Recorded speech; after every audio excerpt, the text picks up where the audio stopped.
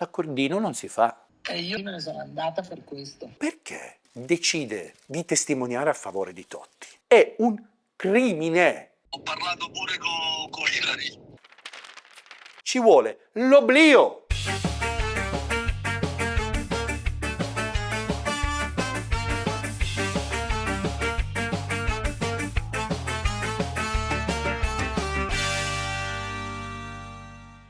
Avete visto la mia evoluzione?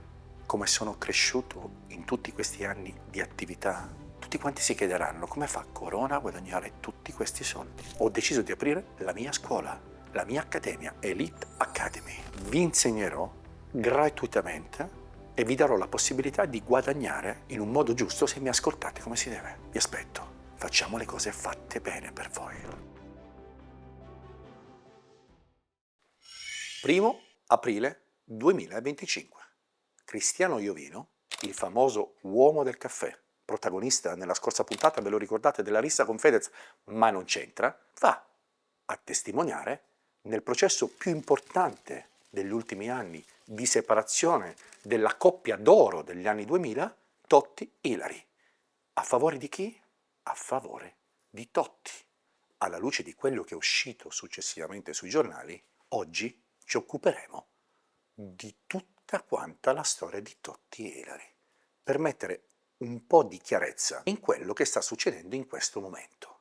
Perché all'interno di questo programma, che si chiama Falsissimo e non Verissimo, il posto dove Hillary andava a fare le sue intervistine, raccontiamo dei fatti, colleghiamo delle storie, e non è che per caso i personaggi sono sempre gli stessi, ma perché stranamente all'interno di questo maledetto mondo dello spettacolo, di quel posto chiamato circolino, frequentandosi sempre l'uno con l'altro, sembra che i protagonisti siano sempre gli stessi.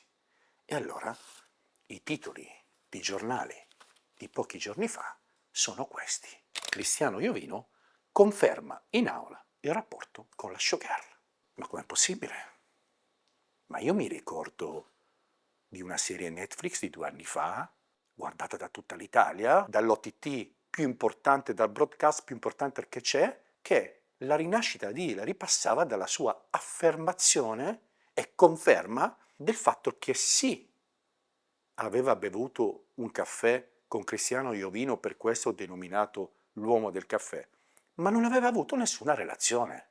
Perché Cristiano Iovino, amante di Ilary Blasi, amico, decide di testimoniare a favore di Totti? Ma soprattutto perché Cristiano Iovino, un anno fa, di colpo, quando Totti è uscito con l'intervista del Corriere, con Aldo Cazzullo, e gli abbiamo offerto un sacco di soldi per un'intervista, ha taciuto. Di colpo esce con un'intervista un anno fa sul Messaggero, 2 righe. Confermo di aver avuto una relazione con Ilary Blasi. Boom! Esce sul Messaggero. Il Messaggero è un giornale di Roma. È un giornale che ha una pagina Instagram collegata al giornale che fa cagare. Non investe un euro. È l'unico sito che non devi pagare. È il livello basso dell'informazione. E una notizia così importante io la do al Messaggero. Gratis? Qui c'è qualcosa che non mi torna. Tanto è vero che decido di fare il mio mestiere. Un anno fa. Ed esco con un'esclusiva. Era il 29 gennaio del 2024, più di un anno fa. Sul mio sito di informazione Dillinger News, mio, quindi non faccio pubblicità, scrivo: Cristiano Iovino ha preso 150.000 euro da Totti per fare l'intervista al Messaggero. Non mi ha querelato nessuno. La querelina, quella che fanno tutti, quella che vi piace tanto, quella che fa Federico Lucia, quella che fa quell'altro lì che non nomineremo mai più, quella che ha fatto il presidente del Consiglio, Giorgina Mia, ci vediamo a processo. Non me l'ha fatta nessuno per questa dichiarazione. Eppure è una dichiarazione grave, perché io dico che Iovino ha preso 150.000 euro da Totti per rilasciare quell'intervista e dico che Iovino andrà a processo. Ma se Iovino poi va veramente a processo, senza motivo, dopo non essersi presentato per 2 volte, è obbligato ad andare, chissà da chi, chissà come, chissà perché, una domanda ve la dovete fare. E la risposta la trovate qui. Questa roba che ho scritto un anno fa è un reato grave, ve lo spiego dopo. Ora, qual è il problema? Il problema è che il patrimonio di Totti Hillary insieme, nel corso degli anni, dopo il fidanzamento, ora ve lo racconteremo, vale circa 110 milioni di euro. C'è una casa che vale circa 10-15 milioni di euro con una grandissima tenuta, ci sono di mezzo un sacco di soldi, diritti d'immagine. Però tutto passa da un punto monolitico e decisivo: dimostrare chi è stato a tradire per primo. È una dark comedy alla matriciana. In questo momento sta vincendo Totti, che è riuscito a dimostrare, grazie alla testimonianza di Cristiano Iovino, clamorosa, che la prima a tradire è stata Hillary, e quindi nella separazione dei beni sta vincendo. Ma non è così. La mia storia con Totti inizia tantissimo tempo fa e sembra strano, ma è come se ci fosse qualcosa che ci lega l'uno con l'altro. Quando io faccio 18 anni, anche se vengo dal circolino, da una famiglia borghese, decido, perché facevo il modello, di andare a vivere un anno a Miami. E con chi vado a vivere a Miami per un anno? Con un ragazzo di Venezia che si chiamava Sean Brocca. Tenetevi a mente questo nome, bellissimo, biondo. Vado a vivere a Miami, non vi racconto quello che faccio, poi torno e incomincio a lavorare con mio padre, faccio il giornalista. Ma non si guadagnava un cazzo. E io senza soldi non posso stare. Ma in quel periodo decido di farlo. Faccio un programma su Telemonte Carlo che si chiama Olimpo come vivono gli dei. Incominciamo, facevamo interviste, belle, patinate. Chi decido di intervistare? Chi intervisto? Qual è la mia prima intervista? Intervisto un giovane Francesco Totti a casa sua, aveva 17 anni ed era passato dalla primavera della Roma alla prima squadra. Viveva in una zona di borgata, aveva la cameretta, piccolina, col lettino non a 2 piazze, col lettino a 1 piazza. Era tutto bravo, bravino, e c'era la mamma, sua grande mamma, che poi se l'è cresciuta, e un cane, pastore tedesco. Chiacchieriamo, ridiamo, nessuno sapeva cosa sarebbe stata la propria di vita, io la mia, lui la sua. Nessuno sapeva che lui sarebbe diventato un campione incredibile e io un criminale. Però sulla bocca di tutti, però bello, però uno che ha segnato la storia. E quindi produco quella prima intervista. Successivamente io incomincio con la mia carriera e guarda caso apro un'agenzia che si chiama Coronas. In quel periodo, il periodo dorato della fine anni 90, tutto si muoveva da Milano. L'Elemora era il Deus ex machina. Chi voleva fare televisione doveva passare da noi. Io creo l'agenzia Coronas, diventa un trampolino di lancio per tutte le persone che vogliono fare e lavorare nel mondo dello spettacolo, perché attraverso il gossip, attraverso soltanto l'estetica, e questo era un fattore fondamentale di quegli anni, se eri bello, se avevi i giri giusti, se entravi nel circolino del mondo del lavoro, potevi avere una possibilità anche se non eri capace di fare un cazzo. Ma dovevi entrare nel circolino, dovevi scendere a compromessi. Negli anni 2000 si poteva diventare famosi così. E tutte quelle che vedete oggi, tutte, anche tu, anche tu, anche tu, anche tutte voi queste che siete famose, che mi state guardando da questo sgabellino del mio programma su YouTube, fino a quando non me lo chiudono perché tutti quanti hanno paurina, eravate delle incapaci, che siete arrivati al mondo della televisione e a condurre programmi di prima serata, chi in un modo, chi nell'altro. Hillary viene da me, accompagnata da sua mamma e da un fotografo, Pepito Torres, un personaggio incredibile che aveva scattato Hillary a 17 anni, delle foto molto belle. No, non ve le faccio vedere. Sentite cosa ci dice Pepito. Lei a un certo punto mi diffida con una lettera di non pubblicarle, a me che non avevo pubblicato. E aveva deciso lei di fare le foto nude? Assolutamente. Ma c'era la madre o era venuta da sola? Guarda, c'era il bucatore del parrucchiere e la madre che faceva l'uncinetto, accompagnò. Che fine hanno fatto queste foto? C'ero io nel mio archivio. Io stupidamente non le ho fatto firmare una lettera, anche perché io l'ho fatto in tempo. Chi pensava mai che lei si sposava con Totti? Senti, e poi tu da lì non l'hai più vista, giusto? No, sono rimasto male, ma guarda, un pochino anche per lui, perché lui mi chiamò una volta. Ciao ABB, sei un signore. E io sento questa voce un po' così e dico, ma chi sei? È il fidanzato di Hillary. Però non è che mi ha detto, capito, per questo verrai tu a farmi le foto, per esempio. Lei non mi ha mai detto le foto le compro io, hai capito? La madre mi fa vedere queste foto, la ragazza era molto carina, ed entriamo in rapporto. Ilary Blasi frequenta quel mondo basso della televisione che è al limite tra l'essere e non essere. Io ho già raggiunto una posizione di potere che posso ostentare, perché mi sono fidanzato con la donna più bella, più famosa del mondo di quel momento, Nina Moric. Sciombrocca lotta facendo il modellino, però è sempre carino e quindi cerca di raccimolare quello che gli passa. E chi raccimola Sciombrocca? Raccimola Ilary Blasi. Ma perché c'è sempre questo fil rouge strano? Sono talmente innamorati nella loro semplicità. Vivono a Piazzale Loreto, in un mono bilocale, raccimolano i soldini per andare a cena la sera, si fanno pagare da quelli ricchi e si fanno il tatuaggino. Sapete quella roba nelle storie d'amore che funziona, che lega? Anch'io mi sono tatuato tutte le donne della mia vita. Ilary è innamoratissima, ma Sean è furbo e gli piacciono le donne. E con chi tradisce Ilary?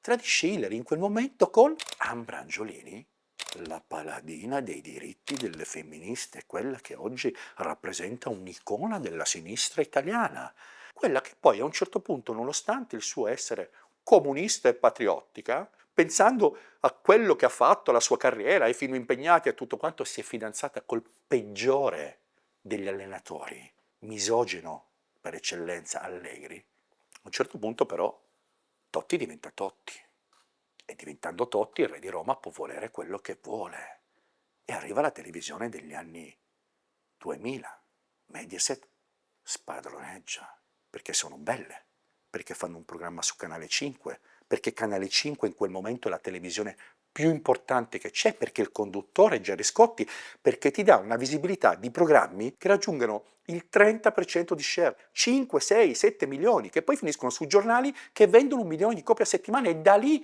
solo ballando, mostrando le cosce, mostrando culi e tette, prima di mangiare alle 7, possono diventare famose e sognare di diventare ricche senza saper fare nulla.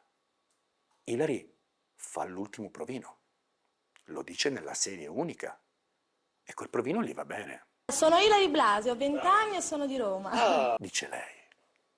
Ma quel provino di quel programma, e ve lo dico io oggi qui, non era un provino come tutti gli altri.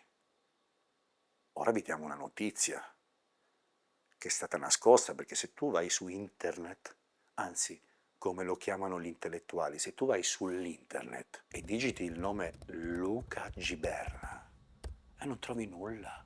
Eppure, oltre a essere il marito di Simonetta Ravizza, ricchissima imprenditrice, proprietaria delle pellicce, che oggi non vanno più tanto bene perché è passata la moda, è stato per anni il produttore Mediaset di Passaparola, coinvolto in uno scandalo anni successivi. Perché? Perché la notizia era che chi doveva fare Passaparola, tramite i manager, anche ahimè, e chiedo scusa, chiedo venia, persone oggi rimpiante, persone oggi morte, che hanno rappresentato un ruolo fondamentale per il management degli artisti italiani in quel periodo, facevano quello che era il mestiere. Le portavano dal produttore, le portavano dal capostruttura, le portavano dal conduttore. E il gioco è sempre quello che poi ci viene raccontato negli Stati Uniti negli anni, dove si prendono condanne per anni. Devono passare, si devono concedere. Luca Ciberna ha avuto altre relazioni, ma finisce nei guai per una letterina, Anna Gigli Molinari, che già da quando aveva 15 anni lavorava in un'agenzia, ha fatto parlare di sé tutta Milano. Era decisa ad andare ad arrivare in televisione. Ha fatto qualsiasi cosa. Già a 15 anni faceva robe da mettersi le mani nei capelli. Viveva con un agente vecchio, mio amico, tale Michele Falchi. Finalmente, dopo aver avuto un sacco di relazioni con personaggi famosi, addirittura il povero Taricone, riesce ad arrivare. Riesce ad arrivare, ma al primo provino non viene bocciata, riprende con delle telecamere in una stanza l'atto sessuale con Luca Ciberna, vince un processo, Mediaset affossa e lei l'anno dopo fa la letterina. Ma cosa sto raccontando? Questa è una roba che io vi sto raccontando per inquadrare il sistema televisivo. Ilary decide attraverso un manager, non vi faccio il nome, è morto, di fare passaparola, non passa da quella persona, ne passa da un'altra, lo sanno tutti, c'è uno in particolare che l'ha conosciuta, che l'ha scoperta e che narra da anni di questa relazione con uno dei vertici, fa passaparola. Ma il suo ragazzo lei fa sempre così, quindi... no, allora... Scende a compromessi, ma sta sempre con Sean Brocca, ma si lamenta che Sean Brocca l'ha tradita con Ambragiolini, ma Sean Brocca è amico mio, ma io facevo il modello... Un casino, però lo avete capito quello che vi ho raccontato. A un certo punto, seduto sul suo divano da ignorante, mentre sta mangiando le patatine, Totti, ritornato dagli allenamenti con la mamma che gli fa il panino, mentre c'ha le gambe distese sul divano che si sta riposando, vede passaparola. Oh, ma chi è sta buona qua? Oh, ma è proprio buona. Tra tutte sceglie la più cafona, perché si trovano.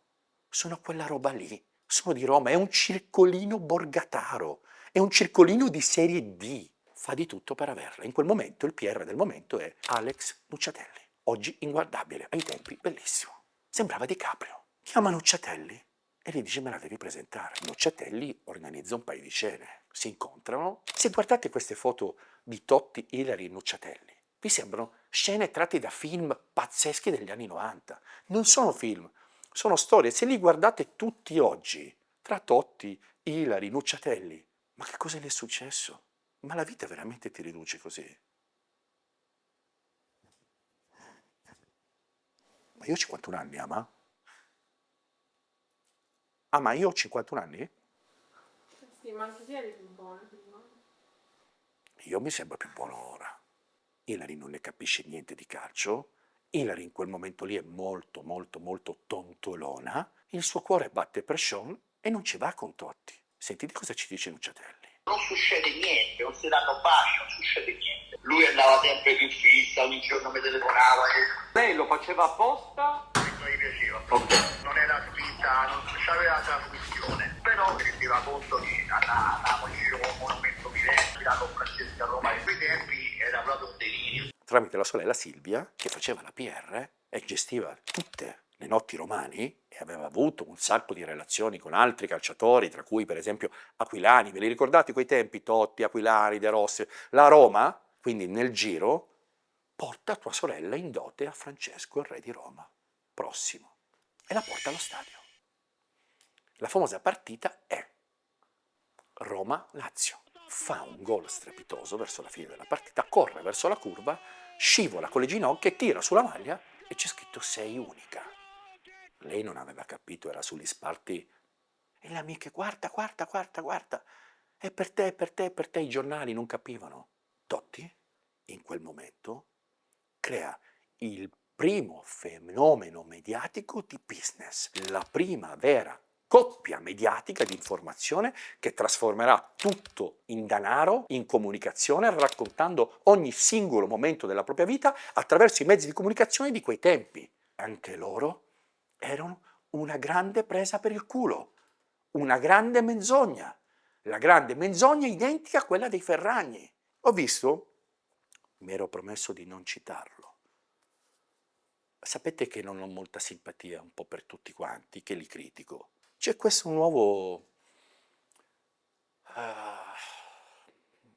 bravo studente, giornalista tech, digital, digital journalism, insomma si chiama Francesco Giano. È ormai come il dottore di internet. Il mio amico Marra decide di parlare, convinto, magari ha visto falsissimo, raccontando in 2 ore di intervista che 2 coglioni, mamma mia, attraverso uno, lo sceglie lui, che si occupa dei media, in una location allucinante, lo spritz e le patatine, tutto il suo punto di vista sull'informazione, e cita noi, senza nominarci. Dice che la storia dei Ferragnez, che quella roba lì, aver venduto un'immagine facendo soldi, un'immagine falsa, è un crimine. È un crimine. Usa la parola, Marra, criminali. Bene, Marra, sono stati dei criminali? anche Totti e Ilari non avevano l'internet, non avevano l'Instagram, ma l'hanno fatto con altri mezzi, perché Totti, fin dal primo giorno, ha tradito Ilari, con qualsiasi cosa gli passasse sotto gli occhi, perché Ilari, che non era niente, ma era solo una ragazza carina, è diventata una delle donne più importanti d'Italia fino a condurre Sanremo, senza poter e saper fare niente, senza nessuna dote, senza nessuna qualità, almeno la Ferragni l'Instagram lo sa usare, una delle donne più importanti d'Italia, tanto da essere la prima valletta del grande Fabio Fazio, del programma più intellettuale, fino a diventare la madrina di Sanremo, fino a diventare una conduttrice di prima serata. Succede che Totti e Ilari monetizzano questo. Ai tempi c'erano robe semplici, c'erano i quotidiani che vendevano un sacco, i settimanali che stravendevano, dove io comandavo e che permettevano di creare personaggi, c'era l'Inghilterra che era la patria del giornalismo, c'erano i quotidiani di gossip che vendevano 10 milioni di copie al giorno, la televisione e l'informazione veniva copiata dall'Inghilterra, c'erano i tabloid. Chi era il più potente? Non Trump, era Murdoch, un altro squalo. Murdoch decide di portare Sky in Italia. Sky è un programma di all news, informazione 24 ore su 24, ma per arrivare nel territorio italiano e farsi conoscere, che cosa fa Murdoch? Decide di fare una pianificazione attraverso la cosa che funziona più di tutti al mondo, quella roba che a voi intellettualini vi fa schifo, il gossip. Sky dà una marea di soldi a Totti e Ilari per sposarsi in diretta. Monetizzano un matrimonio finto in chiesa davanti a un giudice promettendosi amore. Ti prometto di esserti vicino nella buona e nella cattiva sorte e ti prometto di esserti fedele finché morte non ci separa. Ma c'è sempre un Fabrizio Corona. Avevo l'agenzia più importante di paparazzi e poco prima del matrimonio, mentre lei era incintona, mi telefonò uno dei miei paparazzi. Allora Fabri, come va? Stai bene? Tutto bene? C'è una notizia pazzesca, Fabri! Dimmi, Mauri, dai, che sto lavorando. Dimmi, Mauri. Flavia Vento si è scopata a ma non dire cazzate, quella sfigata, quella decerebrata. Flavia Vento si è scopata a Fabri, dai, non ho tempo da perdere. Pronto Fabrizio, sono Flavia, ciao! Ho fatto l'amore con Francesco, non ho scopato. Che prove hai? Ho i messaggi, le foto. Quanto vuoi? No, ma io sono innamorata, 20.000. Oh, ma io lo amo, lui mi ha usato, non si deve sposare. Fermi tutti. Prendo l'aereo privato, domani alle 11 vengo a Roma. Splendido, codino, ero tamarro ai tempi. Ora a 51 ama ostile. La vecchiaia mi ha reso più figo. Dovrebbero farmi fare le campagne, ma non me le fanno fare. Non riesco a capire come mai. Dovrebbero farmi fare le copertine, ma non mi chiama nessuno. Cioè, ora ho visto, apro una parentesi, quella cazzo di pubblicità di quel cantante che canta quelle canzoni da ragazzina, bimbo minco, come si chiama? Bad Bunny, come si chiama?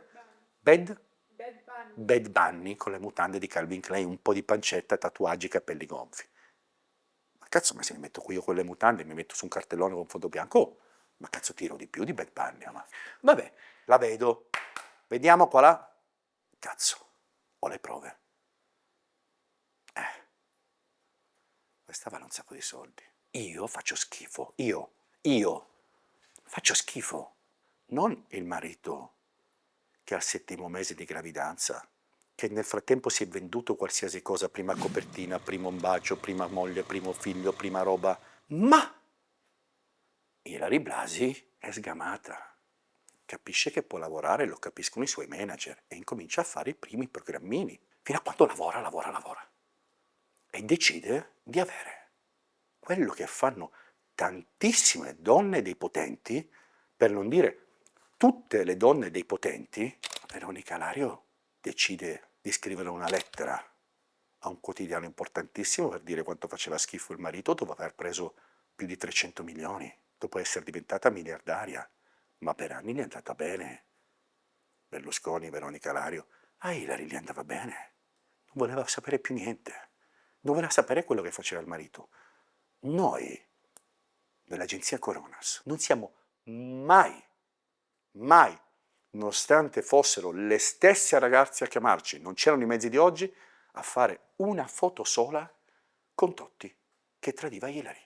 Una volta c'eravamo lì per lì, riempiamo di soldi una ragazza, Totti era il capitano della Roma, era il giocatore più forte che c'era in Italia. Attenzione, voglio dire una cosa a favore di Totti. Totti, a prescindere di tutto quello che poi è stato il calciatore, l'unico vero calciatore nella storia degli ultimi 30 anni a essere coerente e a preferire la maglia, la sua romanità ai soldi. Ha rinunciato al Real Madrid, non ha fatto la trattativina con Real Madrid, è rimasto a Roma perché credeva nella Roma, ma Roma lo ha sempre protetto. Nel centro di allenamento a Trigoria, dove ci sono i giocatori della Roma, Totti ha una camera sua, ha una casa sua. Pensate al centro Trigoria con tutte le 100 persone che ci lavorano. Totti aveva le chiavi di casa, faceva quel cazzo che voleva.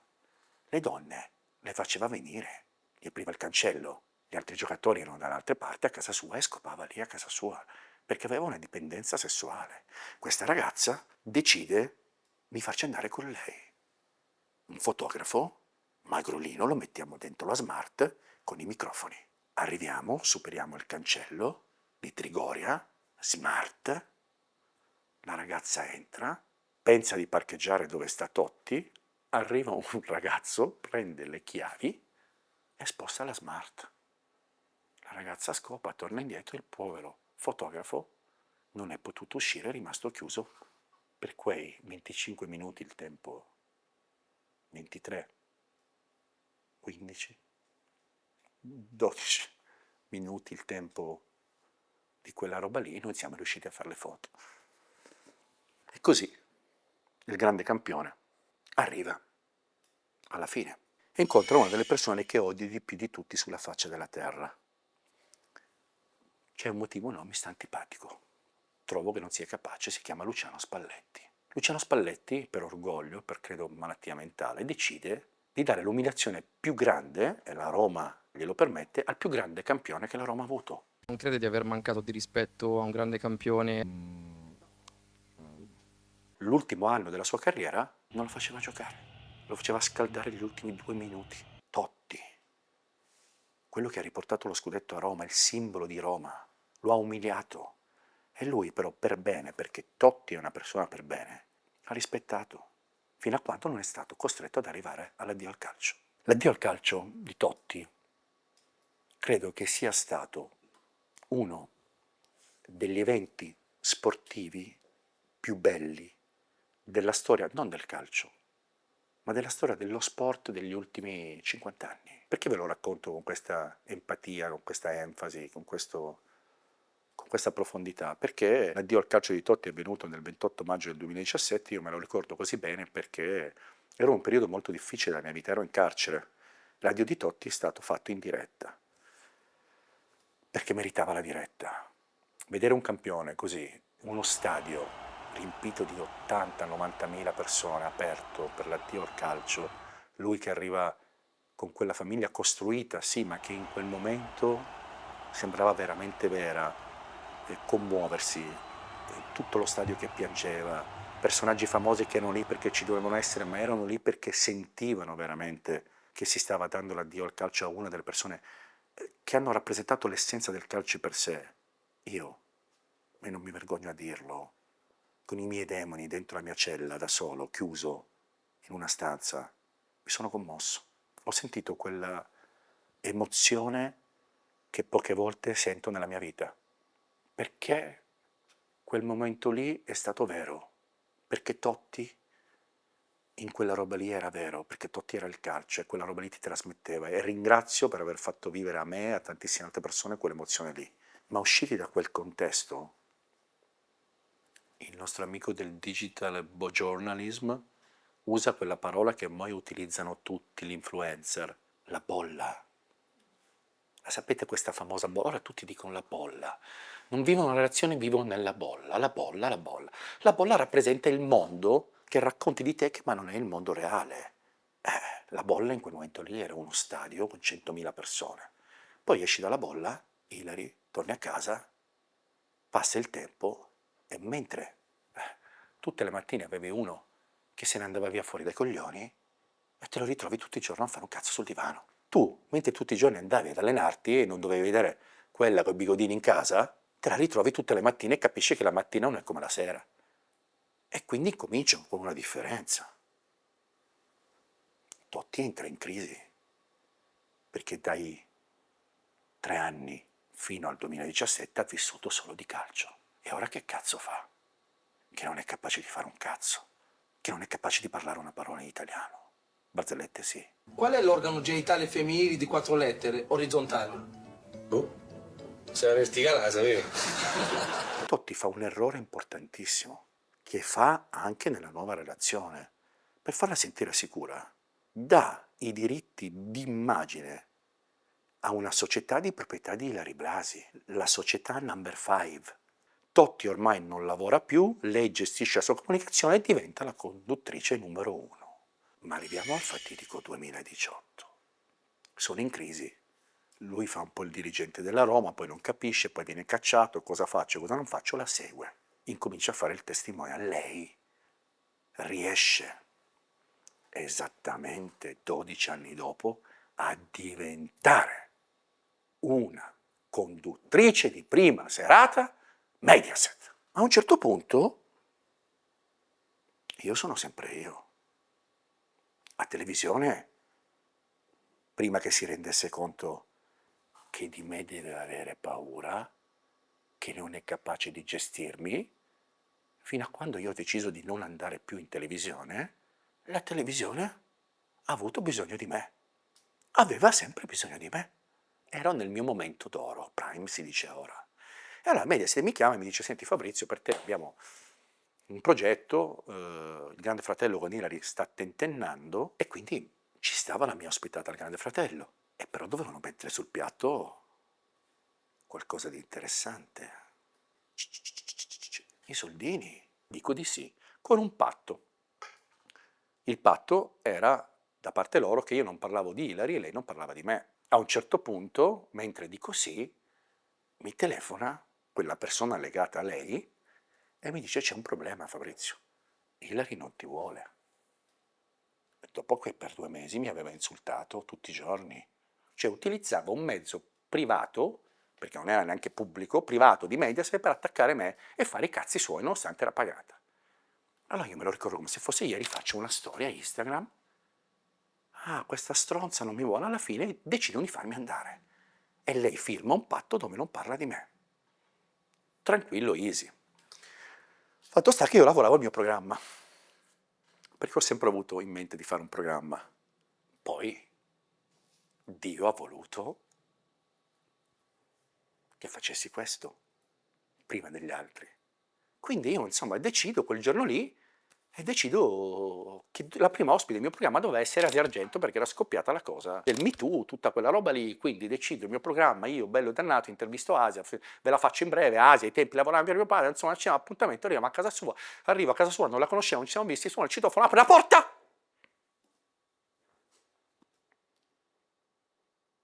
Ciao, ci guardiamo negli occhi. Avete presente quel prurito? Ci mettiamo lì, io le parlo le mie idee, ci beviamo una bottiglia di vino, 1, 2, erano le 3, io avevo la convocazione alle 6, a un certo punto beviamo, ci fumiamo una canna. Esattamente 5 minuti dopo sono sul tavolo della cucina, abbracciato con lei, e la bacio, e cominciamo a fare l'amore. Lei mi guarda e mi dice: ho visto le stelle. Ho visto le stelle. Non è film, ha visto le stelle. E io tutto contento, cazzo. Guardo l'orologio, erano le 21:30. Il Grande Fratello era già iniziato. Io mi ero fatto 4 canne e mi ero bevuto 5 bottiglie di vino. Prendo il telefono, avevo 180.000 chiamate dalla presidenza del Silvio Berlusconi, mi aveva chiamato. Dove cazzo sei? Corro, tutto sfatto, arrivo, ci sono le immagini in camerino, entro, passatemi 2 birre, ma dove sei? Dove sei? Arrivo e mi proiettano dentro. Anzitutto li fotto, perché vado con lo sponsor e fatturo 1 milione di euro di magliette. Faccio la mia particina, dopodiché lei mi insulta. Ma tu ti rendi conto che cosa mi hai fatto 13 anni fa? E succede quello che tutti sapete. Oggi il potere in televisione non conta più un cazzo. Defollowatela! Buona vita, caciottara. Ma perché fa questo? Perché era un attacco a Totti, perché la storia era già finita.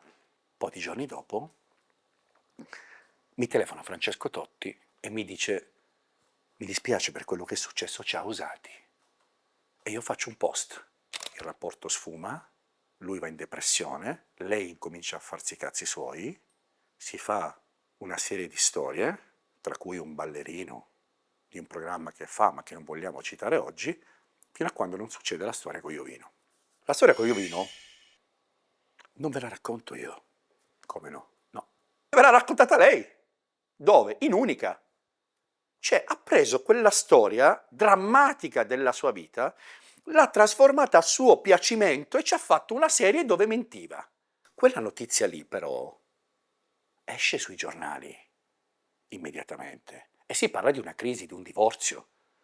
Perché? Perché quando ci sono di mezzo le vere notizie, escono le verità. E quindi i siti incominciano a dire: crisi, si stanno lasciando. E cosa fa Francesco, il nostro Franceschino, sapendo che lei lo ha tradito e che ha scopato con un altro, decide di perdonarla, perché nella sua testa dice: cazzo, ti ho tradito 2400 volte in 18 anni, insomma, se mai hai tradito una, in milanese si dice una lavata, un'asciugata, tutto è torna come prima, no? Però, te, se vuoi stare con me e avere tutto questo, smetti di lavorare, smetti di andare in televisione, fai la mamma e chiudi l'Instagram. Chiudi l'Instagram. Ma oggi chiedere a una persona di chiudere l'Instagram è come chiedere di suicidarsi. Che ecco, il patriarcato non esiste più. Hillary i suoi soldi ce l'aveva già. E allora cosa fa? Convinto che lei accettasse, stupidotto, fa una storia in un italiano mezzo italiano, poco credibile. Non è la prima volta che mi succede di sentire queste fake news. Lei fa lo stesso. Va dalla sua amica Silvia, nel programma Verissimo, questo è falsissimo, ma falsissimo è verissimo è falsissimo, avete capito? Il diritto della privacy, soprattutto stravolgendo e accusando la stampa di aver detto una cosa finta che poi è vera, per venderla 5 anni dopo, per arrivare ai giorni nostri e fare quello che hanno fatto in questi giorni. Ma oggi, per questa gente, ricordandovi quello che hanno fatto, e ve l'ho spiegato ora, ci vuole l'oblio. Non un nuovo programma, The Couple, non un testimonial che va in giro a promuovere il padre in giro per il mondo. Ci vuole l'oblio, perché ci hanno sfruttato. Marra, sono questi dei veri criminali. L'11 settembre, non 2001, 2022, succede questo.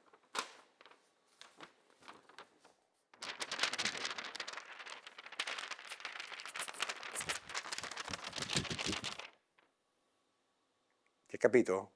Il più grande giornalista italiano, oggi che spopola con un programma sulla 7, scrive libri ed è considerato un luminare, Aldo Cazzullo, intervista Francesco Totti, in un'intervista di 4 pagine, clamorosa. Fino a quel momento, prima dell'intervista, la Bernardini De Pace era l'avvocato di Totti, l'avvocato di Hillary era l'avvocato Simeone. L'avvocato Simeone ha lavorato per anni per l'avvocato Bernardini De Pace. Perché non hanno trovato la transazione?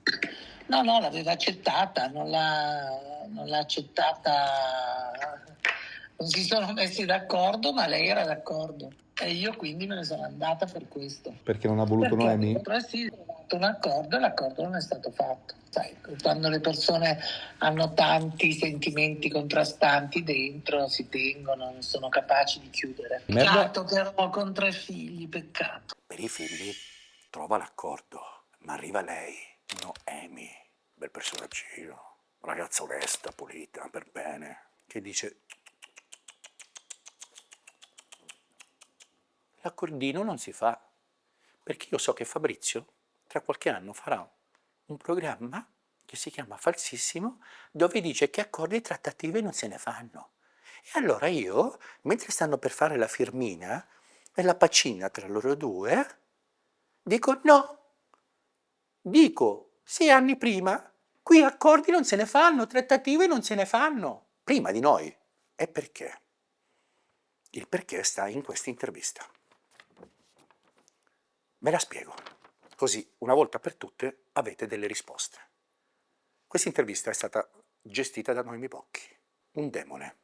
Noemi Bocchi non solo dice di no alla trattativa che aveva trovato la Bernardini Pace con l'avvocato Simeone, ma siccome era uscita come una sfascia famiglia, perché tutti i giornali avevano pubblicato le foto di lei allo stadio, di lei in Albania alla partita, quindi era una che aveva rubato il marito a Ilari aveva la narrazione fino a quando non c'era la verità, che avrebbe raccontato Totti in questa intervista di quella che aveva distrutto la famiglia per eccellenza e quindi veniva massacrata da tutta Roma perché Ilari era la moglie del capitano, una narrazione allucinante e voleva la sua vendetta.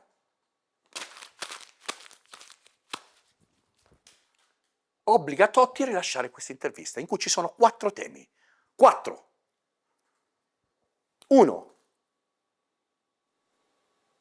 La poco di buono non è Noemi, è Ilari. Perché? Totti racconta dalle colonne del giornale più importante d'Italia, dalla penna di Aldo Cazzullo, che Ilari lo ha tradito. Lo dice l'uomo più potente d'Italia, Totti. Mi ha tradito con uno, gli ho trovato i messaggi, gli ho trovato gli screenshot, ho le prove e con uno che non potevo immaginare che andasse con lei. Cambio nella narrazione. Noemi non è più la poco di buono, è Ilari la poco di buono. Alla fine ringrazia Noemi che gli ha ridato la serenità, cambio nella narrazione. Ma attenzione, non dice solo questo del tradimento, dice una serie di cose allucinanti sulla loro relazione, arrivando ad accusare la moglie, denunciandola per furto, che gli ha rubato degli orologi, raccontando una versione della storia allucinante. Mi ricordo io, ero in macchina, leggo quell'intervista, ho fatto un incidente. Scioccato. Ilari, scioccata. La stampa, scioccata. Tutti scioccati. Ma non si era detto che per i figli... Lei ha incominciato a dire la merda che hai fatto tu e che tu gli hai rubato le borse. Ma voi vi rendete conto? Siamo nel 2022. La roba nasce nel 2002. Sono 20 anni di sputtanamento per la povera gente che li ha visti e li ha abbracciati in un percorso di storia unica. Ma questa narrazione, questo club dell'informazione falso, che poi nei nostri giorni è arrivato ai Ferragnez, con una storia finta, che hanno copiato lo stesso metodo identico, anzitutto andrebbero tutti denunciati dal Codacons, perché chi ha comprato qualcosa, o ha speso soldi, o guardato serio, o ha pagato qualcosa in relazione a queste 2 storie d'amore finte, deve essere rimborsato. Perché ci hanno venduto per anni stronzate. Ma oggi siamo qui perché oltre a raccontarvi questa storia che vi deve far aprire gli occhi, noi vi vogliamo raccontare 2 verità, 2 notizie nella notizia. Quello che è successo il 1° aprile, quello che ha commesso Totti, quello che è successo con le dichiarazioni strane di Iovino, mai fatte finora, quello che è successo nella nuova relazione con Noemi. Chi è Noemi? Da dove viene Noemi? C'è qualcosa che non solo non ci piace, ma che non è bello da un punto di vista legale, perché secondo noi sono state violate delle leggi e sono state commesse sia da parte di Totti, sia da parte di Iovino, sia da parte della compagna di Totti per altre storie, che tra poco ascolterete, se volete, che sono punibili, che vi raccontiamo noi in esclusiva. Questo è falsissimo. Non è la storia d'amore di Totti, è una storia d'amore per l'informazione e per la verità. col cuore.